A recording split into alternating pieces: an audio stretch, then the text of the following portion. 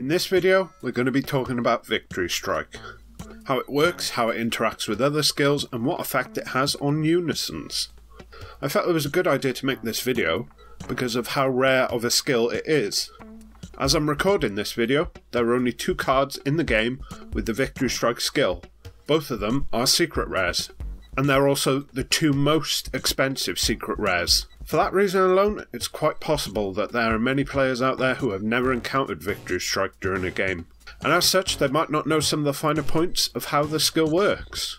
So let's start by looking at the definition of Victory Strike that can be found in the official rule manual. As you can see, it's listed under 10-20-1. Victory Strike is a permanent skill that reads, when you deal life damage by attacking with this card, you win the game. Pretty straightforward, right? If you attack your opponent's leader with a card that has Victory Strike and the attack is successful, you win the game. The most obvious thing to point out is that the damage to your opponent has to be the result of an attack. If you deal damage to your opponent's leader via a skill, you do not win the game, even if that skill is on a battle card with Victory Strike. This game isn't like Magic the Gathering, where if a creature has a keyword skill like lifelink, when that creature deals non-combat damage, that damage also has lifelink.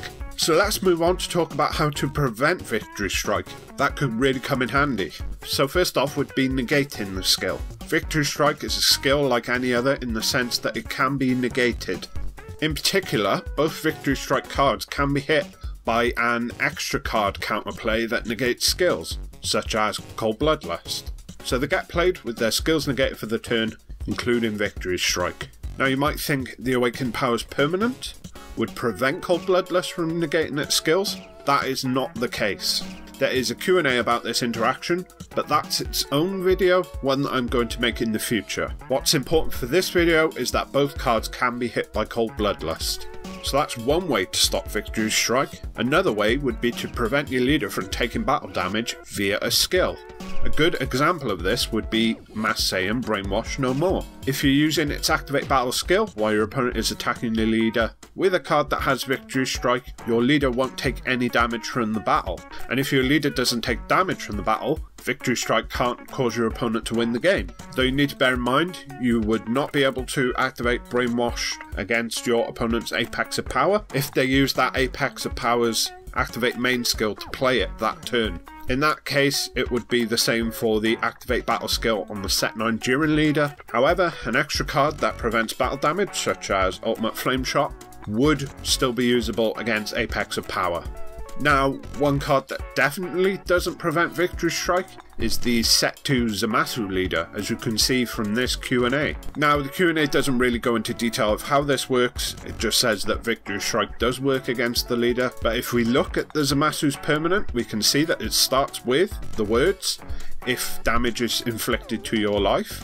So you can see you have to take damage to your life for the permanent to have an effect, and all the permanent does is change what happens when you take damage. It doesn't actually prevent that damage. So the last thing I wanted to cover in this video is, what does Victory Strike do if you're attacking into a Unison?